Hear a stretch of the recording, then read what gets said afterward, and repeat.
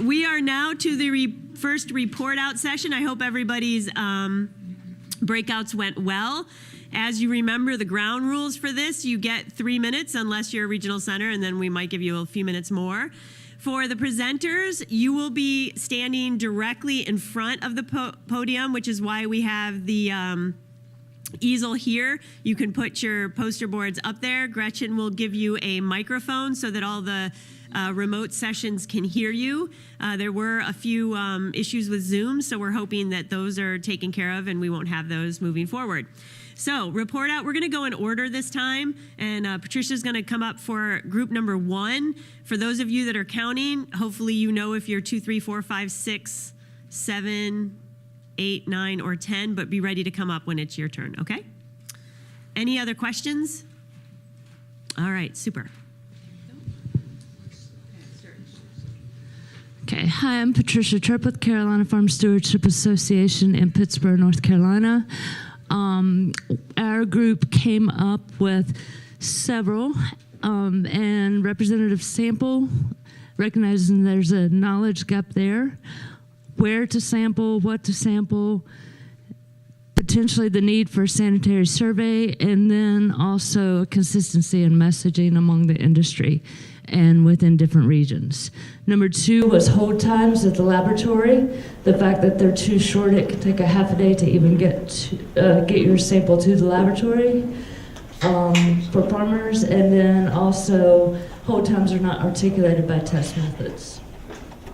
Third, ag water is a moving target, obviously. That's why we're here. Hard for folks to keep up. Business decisions have to be made, and this moving target makes it very difficult.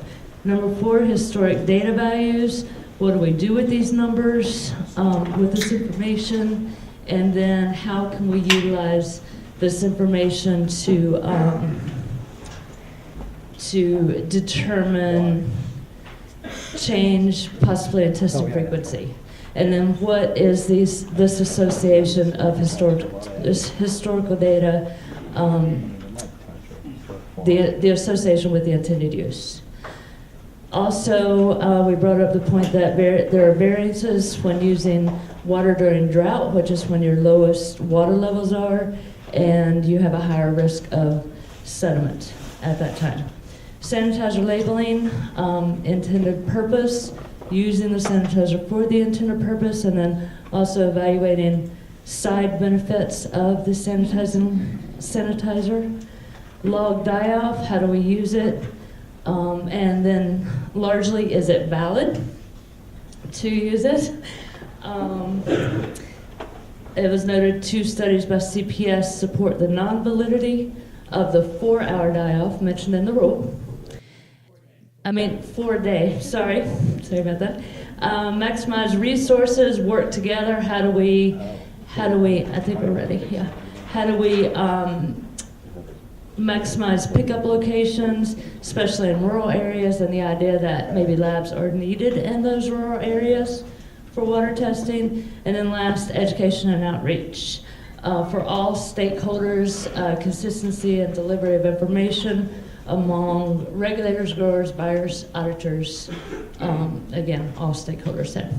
Perfect. Woo, good job.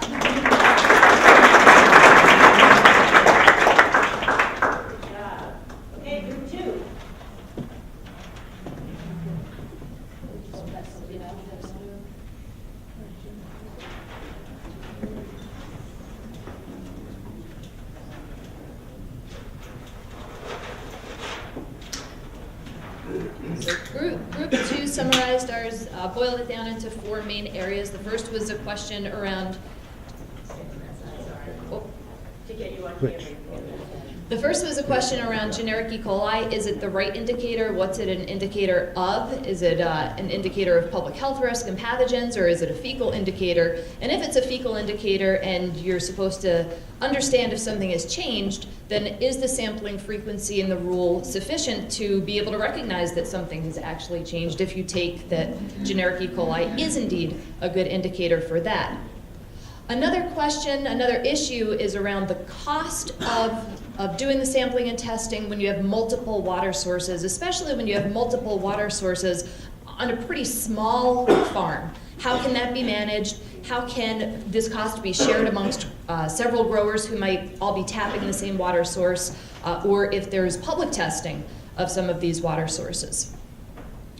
Third, challenges in trying to understand if it's really risk-based to apply the same standard to different types of crops that are grown in very different ways, where the water is used in different ways, but may still meet that criteria where there may be some touching of the water to the harvestable portion, whether or not that's the edible portion. So there are questions around having that be on the basis of risk. And then lastly, what we talked about, because part of the question was if you have any concerns with the proposals and the most recent announcements. And the concern is really that it causes confusion in the marketplace, having that uncertainty. So there was a strong desire to see FDA make some strong moves, give some real direction, so that we don't have buyers or others kind of filling in voids in ways that may not be risk-based and may not be rational.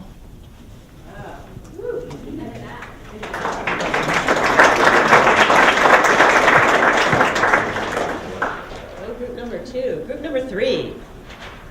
Oh, it's only one. We were efficient.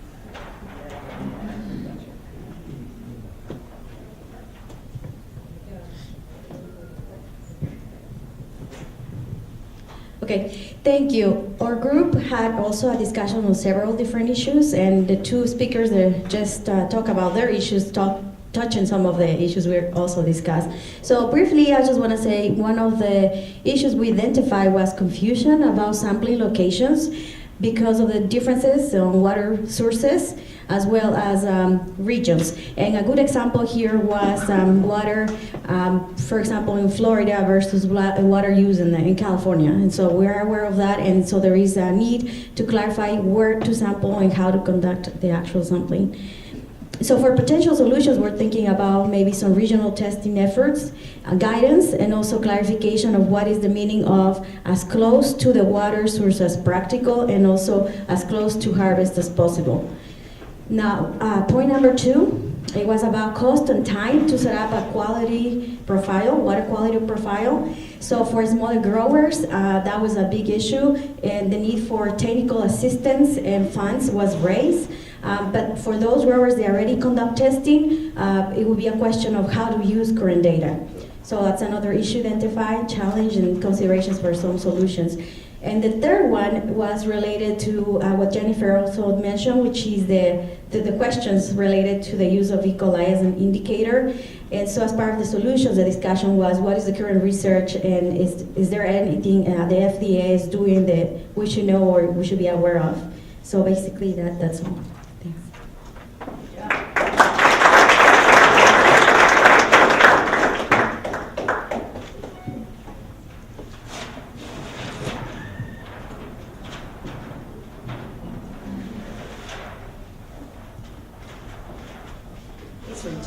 You're from Florida.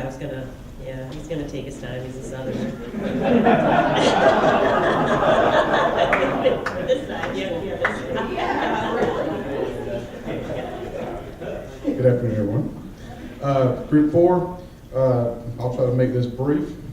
Concerns and challenges. Understanding water testing methods and having consistent reporting methods for the test.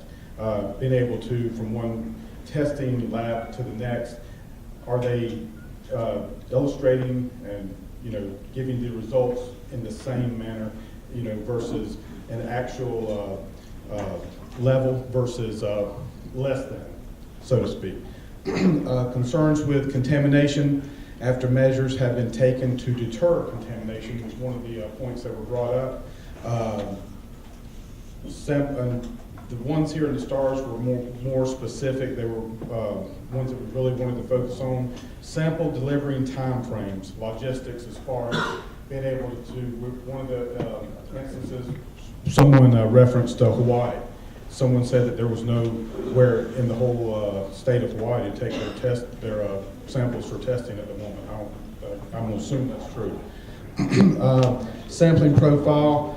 When covered produce is rotated or leased periodically. Some farms, they don't necessarily stay in the same ownership, and if they aren't owned, they may be leased depending on the commodities grown. You may want someone to plant something where it puts, soil amendments, and not soil amendments, please forgive me, not soil amendments, but benefits the soil versus removing, removing from the soil. Sampling all water sources versus composite sampling, and this is just an idea based on risk. In the state of Florida, that's one of the biggest concerns, is if you have many, many wells, and I think it was previously mentioned on some of the other ones, that if you have many wells, do you have to sample every single well, or can you have based on risk, can you sample just a few of the wells, and that's sufficient? When does covered produce become covered? Depends on if you want to apply treated water or non-treated water to the plant. So is it when it flowers? Is it later, earlier? That's one of the concerns. We want to get a more definitive answer about when exactly does covered produce become covered. Single sample test results and actions or inactions based on the results. That's one of the concerns. If you have single sample and it exceeds it, do you take action? Versus the waiting, for instance. And right here, sampling all water sources versus composite sampling. Cost associated with water test, that was part of this one. Cost associated with the water test per sample. Is these tests there's the price all across the board, or are they consistent across the board?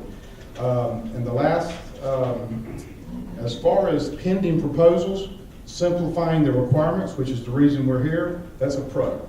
I mean, I don't know how you could not want to, that's pretty self-explanatory.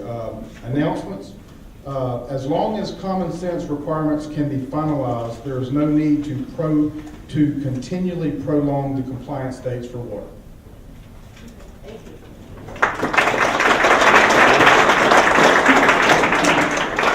I realize I should have said this, Arthur, but if you could please say your name and where you're from again. That was Scott McClure, Florida. I'm just here to sing and dance. Oh, hey, Yeah. we're an open group. Kelly Smeckens based in Florida with Go Fresh Vegetables. So we were with Group 5. Some of the big hitters for us was cost of water sampling, not only with what the samples cost, but cost of transportation, collection, possibly for some smaller operations having to hire an individual just to do that, just to get the information to the lab in a timely manner. So kind of a solution built into that would be like the possibility of sharing data, which some other people already mentioned. Another topic was concerns over the value of current testing and what value that adds to a financial input, and moving towards risk-based assessments, considering historical data, clarity around the requirements. Everybody's been touching on these same topics. And then another one that we kind of brought up was defining safe and adequate water supply. What does that mean? Could that be defined with a risk assessment? Could it be defined with historical data? Could it be defined by, going back to some of the samples that you're already taking if you are already kind of building towards this, but then it doesn't stay in the pool of data once the rule is implemented. So those were kind of our topics. Was I the fastest? Awesome.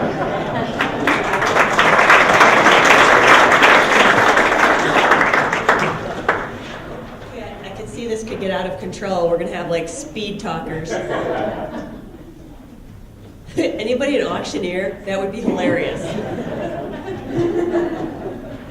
I'm Brian Brady, University of Kentucky Cooperative Extension. A lot of our topics have already been touched on, but I'll try to run through it anyway. Number one, we had cost and feasibility. So locations of labs, for example, we had 220 labs in Florida, maybe around 10 in Kentucky. Holding time, everybody's already kind of addressed that issue. Diversity of water sources. Another issue that's already been brought up, potential labels for, on-label use for water treatment, if we could get some guidance on that. Another thing that's been addressed, why can't previous testing data be used, or potentially collective data from multiple farms they use the same water source, can we pool those resources together and make it a little bit cheaper? Our number 2 topic was interpretation, microbial die-off. Would it be easier to have a chart based on your statistical threshold value or your geometric means? Could we have a chart that farmers can look at where they don't have to go and calculate log? And just a general question, does recreational water standards, do those correlate with produce? And then also Y20 tests for a profile. We also have, same thing, rules of moving target. It turns out there's some buyers that are already enforcing the idea that 1603 is the only acceptable method. Another thing that's been touched on that I hadn't heard about, I like this one, corrective measures. When do you take a corrective measure, or when do you try to mitigate an issue? Is it when you calculate that yearly microbial water profile, or if it's a high enough test, do you need to try to address it then? Let's see, definition of harvestable. Is it the bud stage? Is it, do we need commodity specific guidelines? I think that's it.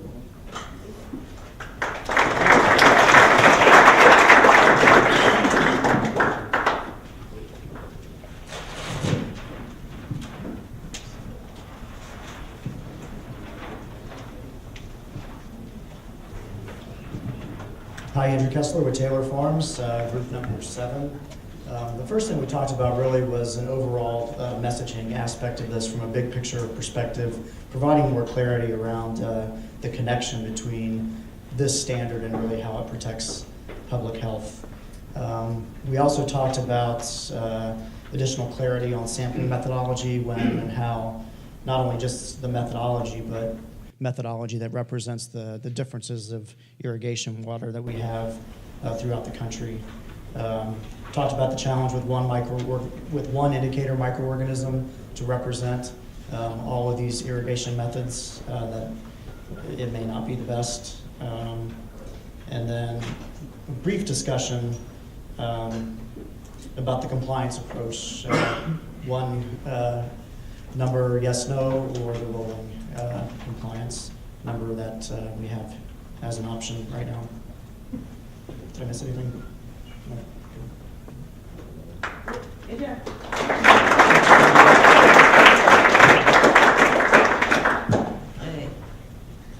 Number 8. Go on. Oh, my Lord.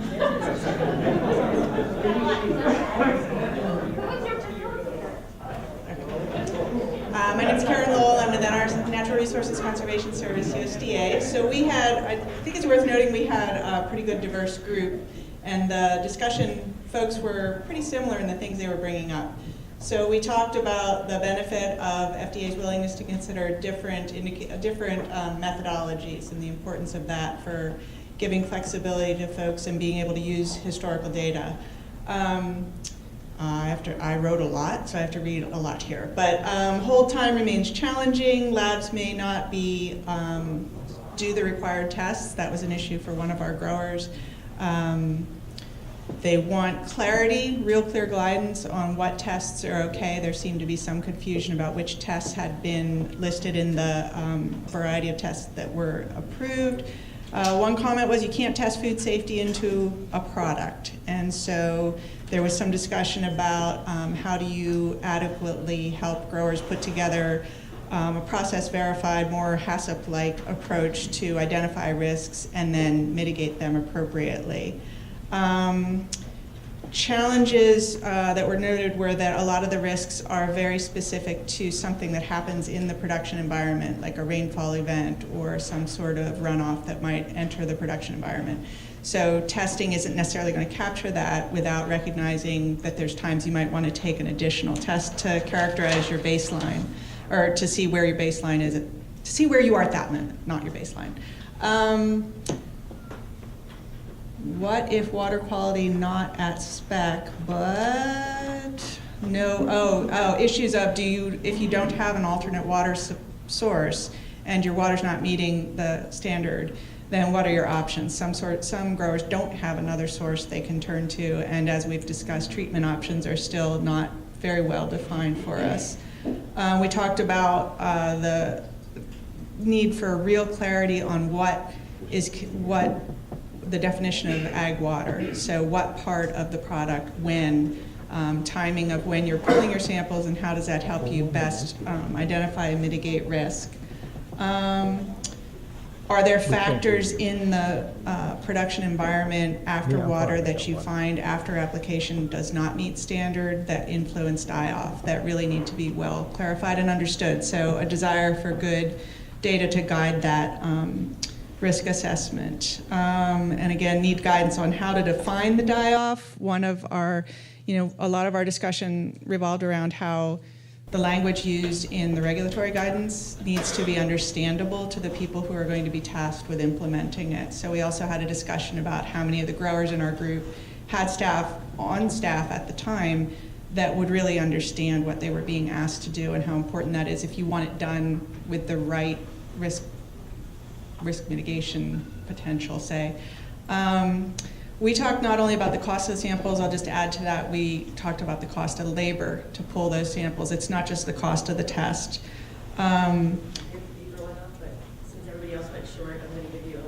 Definition of water, so definition of water source needed to really clarify that. Lots of different water sources among our group. I won't list them all, I think you all know them, but just making sure that we know so that you know what your sampling protocol is expected to be. Clear, readily understood explanation of die-off, we already touched on that. We talked about the risk factors that animals in the production environment might pose. That was not me, even though I'm Natural Resource Conservation Service. Consider our risk evaluation components in guidance to help people understand. Yeah, we already talked about that. Thank you.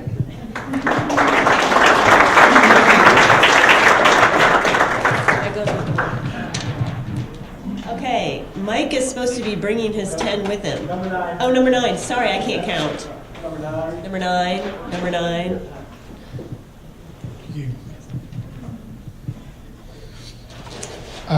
Tony Phillips with Fry Farms and group number 9. Ditto 1 through 8.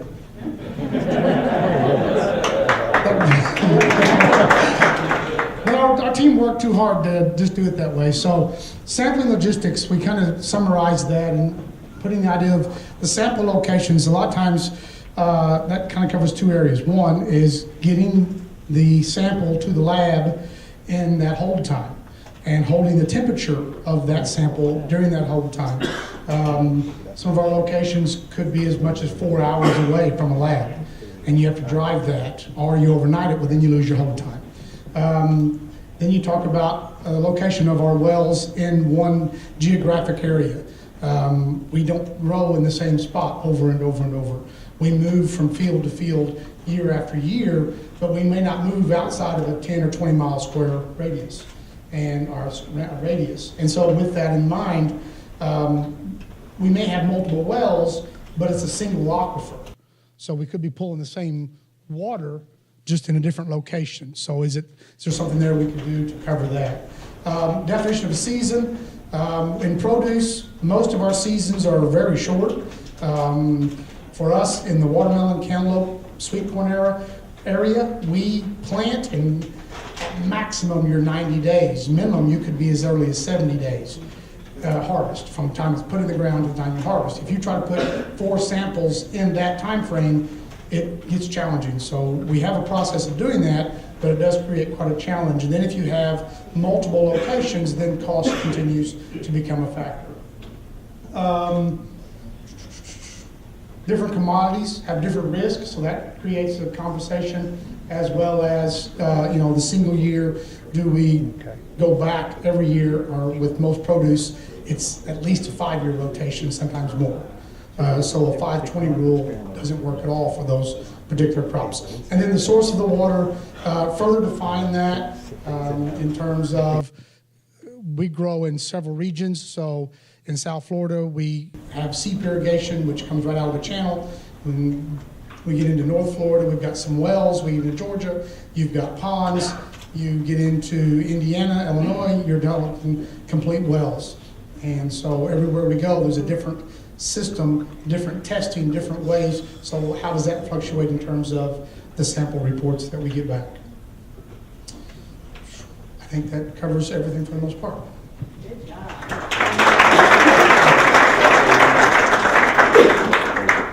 Okay, now I can count, Mike. It's your turn. Looks like you tried to eat it there, Mike.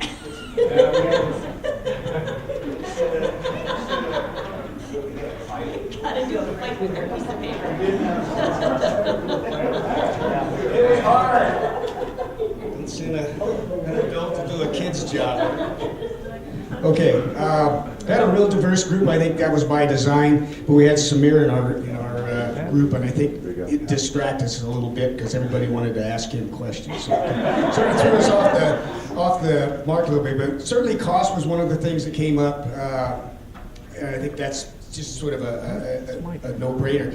Interesting one that came up as far as if you wanted to get a variance or alternatives, and how is FDA going to respond to those requests in a timely manner, and can we be confident that those are going to work? Flexibility, and that was touched upon a couple of times. Different crops, different needs, and so that's really important. And some comments were made about research and how timely that's going to come in and make changes. And one of the things we thought about was, how do you change regulations in a timely manner?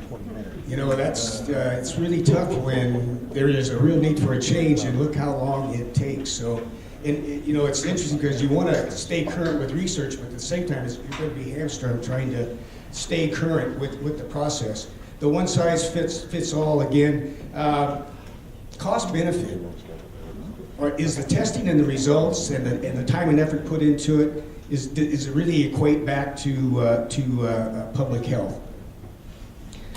This was a good one, I thought. Just lack of infrastructure. We had two big growers, and they're scattered all over the U.S. in parts where there's literally no labs, and so it came up that we'll have to get that sample and probably put it on a plane to get it in time to a laboratory. So again, this wide range, this variability really comes up. Acceptance of the accepting methods, that goes back, I think it was brought up earlier with the 1603. They're already wanting to see that. We're going to get any pushback from the buyer group on these new methods. So we sort of deviate a little bit from some of the other groups, but I think we kind of lined up pretty much right up.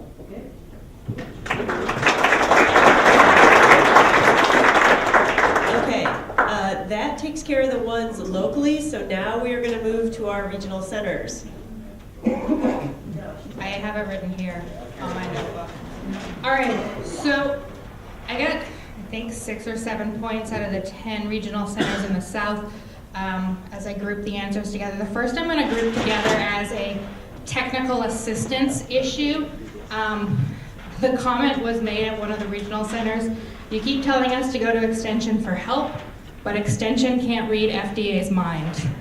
So until we get better at that mind meld between Extension and FDA, there are issues around that.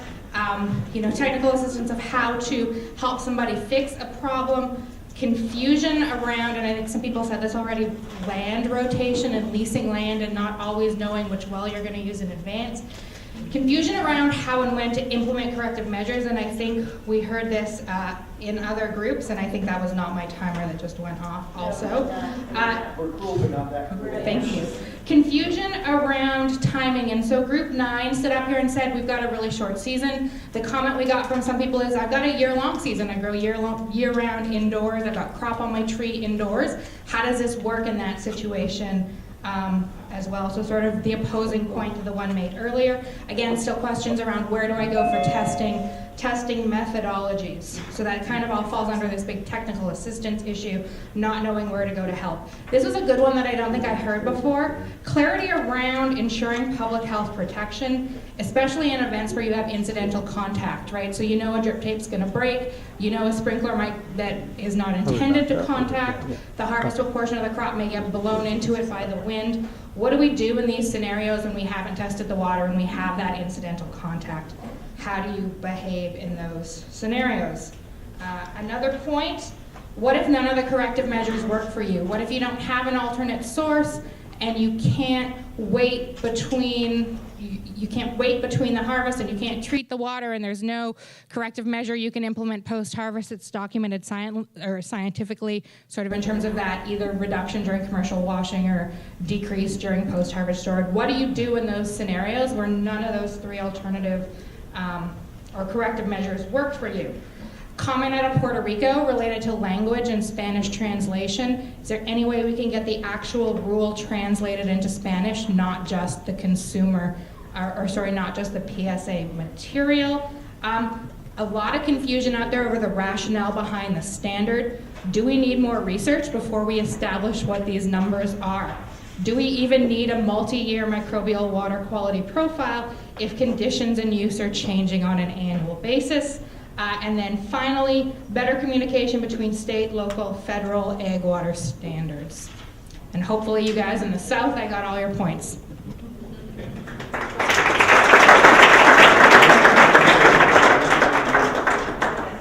tried to write all yours down. Well, sure. You have a list. That's even better. Okay. We have to stay with the vote. Okay. All right, I am Elizabeth Newbold from the Northeast Center to Advance Food Safety, and I am summarizing for the 4 Northeast remote sites. So it's a very similar conversation, but they broke it down into 5 key points. The first being implementation and logistic issues. The second being variability, one size doesn't fit all. Third being cost-benefit concerns, the 4th, risk management, and the 5th, communication. And so I'll dig into each of those individually. I have 4 minutes, right, Betsy, you said? Okay, implementation and logistic concerns. Quality control. How will FDA confirm that the tests were done in a way intended by certified labs? Is there some level of control there? Cost has come up on a number of occasions. Not only is it expensive to do the individual tests, but also transportation and time associated with, let's use an example, driving 3 or 4 hours to a lab and then turning around and driving home. That's 6 or 7 hours on the road for just delivering a test or a sample. It can take labs several weeks to actually turn around a lab report to growers, and that isn't sufficient for growers to be able to respond to any potential problems identified in the report. We need a quick and easy test that farmers can do himself or herself, maybe on the farm. Is that possible? Variability, one size doesn't fit all. So I'm talking about the Northeast, where we're made up of small, very, very, very diverse farmers who often have mixed facilities of animals and produce. They pull from a number of different water sources, both streams, rivers, springs, ponds, I mean, you name it, all kinds of water sources. Some of them very variable in nature. And so is it truly appropriate to use water source history to determine if the water source can be used at any given time, given that they can change within moments? What about extreme weather events? What if the grower isn't irrigating, but there's something that has occurred that's impacted their crops? How about growers who don't normally irrigate and so have not established a baseline, but it's a year of drought, and so actually do then irrigate? Or if their source dries up and starts pulling from a neighbor who hasn't established a baseline, what about these types of things? A lot of variability there. Cost-benefit concern, that's been mentioned by several folks. Are we actually getting at public health benefits from these testing requirements? Risk management. The rule itself does not stand on sound scientific basis, and E. coli is not a reliable indicator, and the EPA recreational water rules might not be a good fit for ag water. Did we look at potable water standards? We need a stronger data set to establish a strong foundation. We need to go beyond sampling, use HACCP as a model. What do test results mean for public health? And E. coli is not a reliable indicator. And then lastly, as Michelle talked about, communication, and this was really driven from an extension voice. Extension is not able to communicate effectively the science and purpose behind the water testing, and so feels that they are losing credibility with the growers. And so that message needs to come from FDA to more clearly explain what the purpose is of and the benefit of conducting this water testing. if they can't communicate it effectively, the growers aren't going to be interested in believing them and participating. Growers need support with the nitty-gritty of how to take a sample, where to do it, when to do it, not just the act of actually, the fact that they have to do it, but actually getting down into the hows and what's. And one quote that I'll share, since there's been some quotes shared today that came out of one of our remote sites, is from Einstein, and it says, if you can't explain it simply, you don't understand it well. So keep it simple. All right, thank you.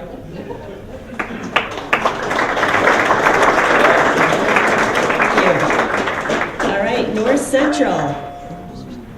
Okay, I'm Phil Tokerman with Michigan State University Extension. I'm reporting out for the 5 sites in the North Central region. Pardon me. The crux, the main 3 points that came out of all of the North Central regional areas were where to test, the timing of the test, and then farmer comprehension around the test. With regards to where to test from in the field, whether the procedures and the logistics of testing, as well as what is a representative location for a particular water source. With regards to timing, when do you sample? Can the hold time be extended beyond 6 hours? And when is the official compliance date for all farms? With regards to farmer comprehension, this is more around communication, how to collect the samples so that farmers understand how to collect the samples, the terminology surrounding farmer comprehension, or around the water rule, whether we're talking about the microbial water quality profile or whether we're talking about the annual risk assessment, those kinds of things. What do those mean? As well as solid targets in terms of dates, methods, and hold times. And then how are off rates are influenced by soil times or weather. Correct. And then what would be considered the source if you're dealing with a storage tank or a transportation tank. That's it.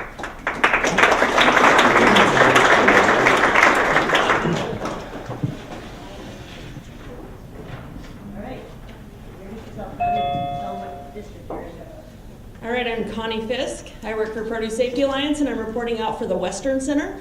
I just want to give them a shout out. They have 6 sites spread across the entire Western United States, over 65 people participating, and they got me their results before lunch. So, very impressive. All right, they have 5 main topics. The first is method issues, source water definition, cost-benefit analysis, impact of mitigation strategies, and end consumer education. So I'll go into those in detail. Under method issues, they have location and time logistics, which a lot of the groups talked about. So the long time period it takes to pull water samples and get them to a lab. The Washington group's suggestion is perhaps the FDA can create funding for mobile labs or tools to help with the logistics of water sampling. Again, potential that Extension Service could provide some of these services to rural areas for growers that can't get to a lab within 6 hours. So maybe they could work together as groups. And also include irrigation districts in conversations about water quality testing and potentially sourcing their data. Yeah. Also under that heading, they have sample timing, which again we've kind of talked about. Clarify water sampling, testing, timing, etc., to normalize and potentially harmonize with gaps, and make these objective requirements to know what's clearly expected of your farms and suppliers. Probably needs to be specific to length of growing and harvesting period. Strawberries, for example, are a short crop compared to green beans, which would be a long crop. Guidance documents regarding sampling timing, including the following questions, would be helpful. Sampling timing doesn't clearly cover all crops. And as we already mentioned, what is the definition of close to harvest? Is early season water testing appropriate? Some growers use the same source to irrigate different crops in different timings. Some crops have different picks within a season, so which harvest should growers consider for sampling? All right, that was all under number 1. Number 2, the rest of them are much shorter. Number 2, source water definition. The current definition of source isn't clear enough so that growers can feel comfortable doing cooperative sampling through irrigation districts, and this is a big deal in the western states. Number 3, cost-benefit analysis, informing what steps should be taken, current regulation versus potential modifications down the road. Also, lower the cost to the farmer and share data with farmers and processors so they understand this. Is it going to work? Are we confident that it's going to work? Provide tools and resources to help processors sell a culture of food safety and food safety requirements. This is something that just feels like one more thing for growers and packers to take on. So think about how much it costs, how much gain are we getting. Of course, we all want to reduce foodborne illness, and we don't want to be a headline, but we need those resources to promote that culture. Number 4, impact of mitigation strategies. More evidence and dissemination of information to support these strategies, or how to collect data to support these options. Water treatment is a huge black box, both as a corrective measure as well as a general approach for all agricultural water management. And number 5, end consumer education. Again, we're trying to promote this culture of food safety at all stages. So there's a lack of end consumer education in produce safety and food safety. In the absence of a kill step in our industry, specifically mentioned by the tree fruit producers in the room, our whole chain could include end consumer education. And that's it.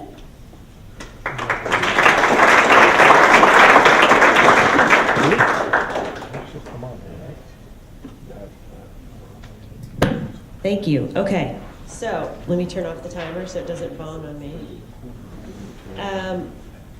All right, so we have a few minutes. Everybody, first of all, round of applause to everybody who presented. That was great. We did not go over, which is shocking. There were a few questions that were asked that we actually have answers to. So we've been scribbling them down when we saw them, and Crudy and Chelsea, Crudy, they're going to come up as a pair. We're going to just call them the twins for the meeting. The Crudy-Chelsea twins. They're going to come up and answer the ones that we managed to scribble down that we knew the rule had already addressed, and then they'll give you some of the specifics. Since we have some time, we might as well answer the questions we know have answers.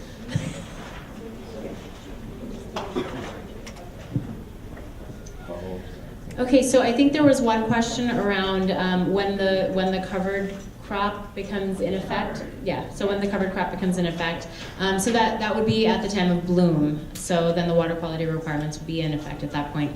And then second, the question was around when samples need to be incorporated into the microbial water quality profile. So those 5 samples that you collect annually to roll into that profile, you would collect those samples in one season, roll them into your profile, calculate those values for the GM and the STV, and then that profile would direct what you do for your water management strategies for the following season.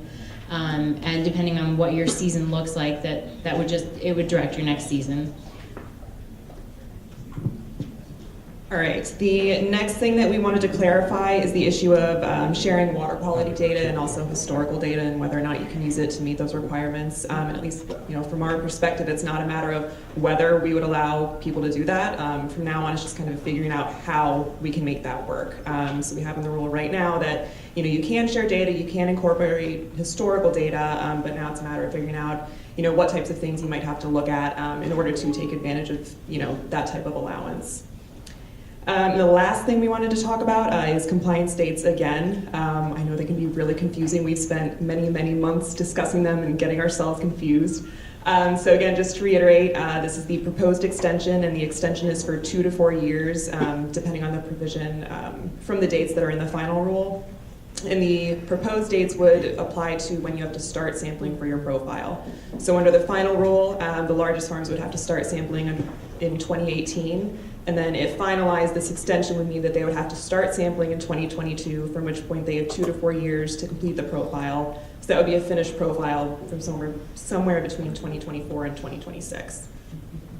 And I think that's all we have right now. There might be one more. Wait, is it mind reading? Yeah. That's really what we've been working on the last couple months.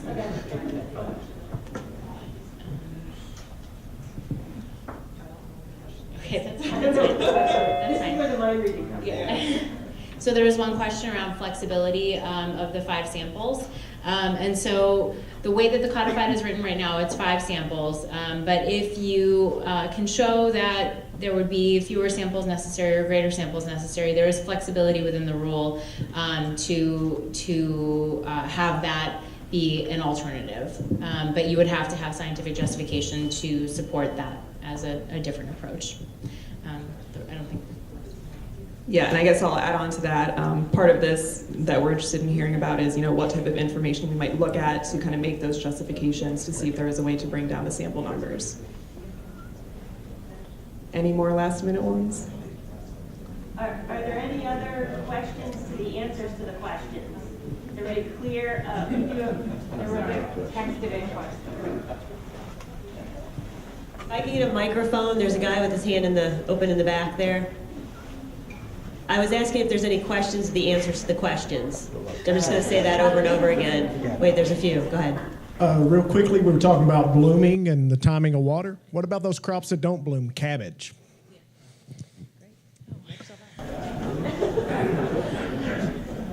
There are obviously going to be some scenarios in which not all crops meet that time of bloom, and so those would be crops that we would identify, I think, in guidance to give a better perspective as to how that would apply. I think, does anybody want to add to that? Well, and it should say if it's the harvestable portion, that's what you would draw back. Yes, yeah. So Chelsea, say that. Oh, sorry. And if the harvestable portion itself is present, regardless of whether or not there's a bloom, that would be what would be covered. So Chelsea, you were talking about the clarification on the compliance dates. Can you just talk a little bit about how FDA's announcement on enforcement discretion plays into kind of the period we're in right now for large growers in 2018? Yep, so we've said that we won't be taking enforcement action against any of the ag water requirements, because I think technically right now we are past some of those first compliance dates that are in the final rule. But as we're taking time to work with all of you throughout these problems, we don't want anyone making any changes based on those requirements. So we won't be taking enforcement action against them right now.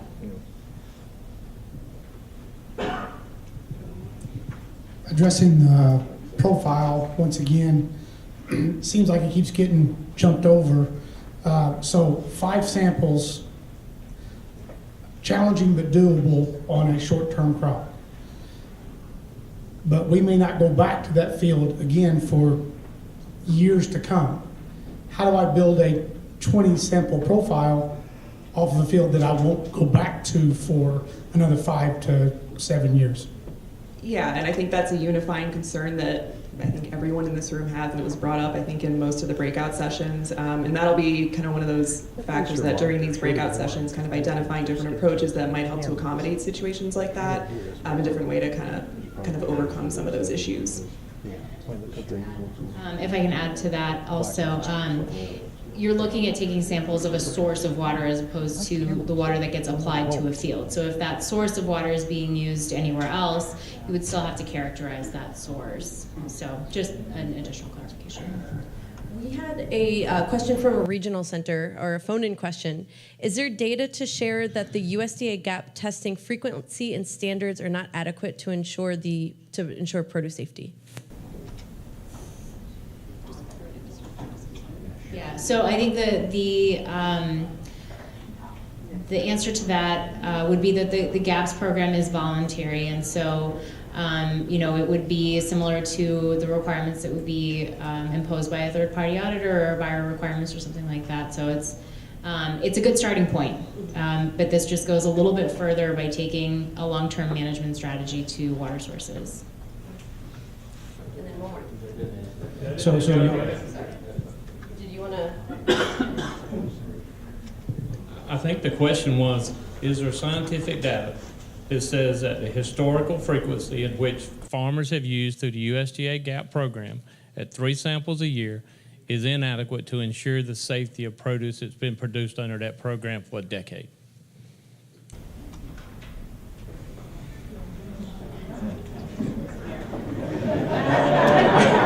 I get the hard ones.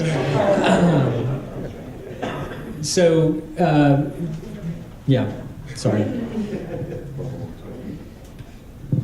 So that's obviously something that, you know, we're looking at and was raised to us before, and again, another reason for us to relook at where we are right now with respect to water standards and what we should consider moving forward. So it's a legitimate question.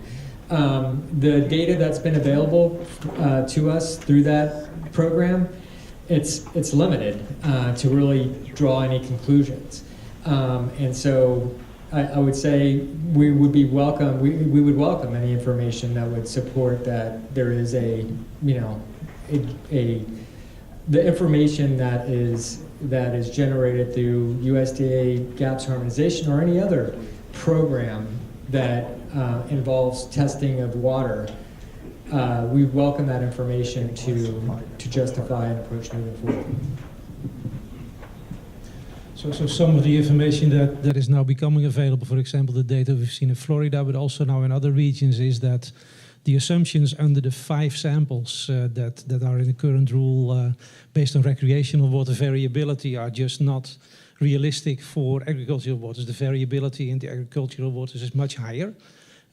For the Florida waters, you would need to take 9 times more samples to get the same power, which is clearly unrealistic. So, and I think that data is emerging in other regions of the US as well. So I think what is needed is a fundamental rethink of the approach, not based on sampling, but based on understanding the system, understanding what causes variability in the system, and responding to those spikes. So it's not just about how many samples, it's about, is sampling really the way forward, or do we need to think more about a completely different approach?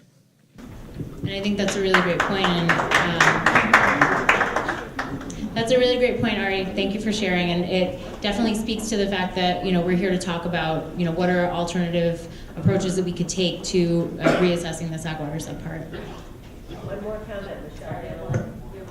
Sorry, hold on. I also want to say that would be an excellent point to bring up in Breakout Session 3. I think that's going to be all about different management practices that either are being used or could be used, and kind of figuring out whether those could make sense to include in this subpart. Okay, so I'm getting tremendous pushback online about bloom, especially like bloom being defined as harvestable portion of the crop.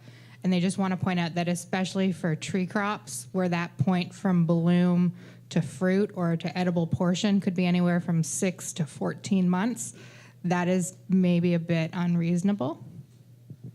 That's all they have to say. I don't think they're looking for an answer. They just want their point made. Point received.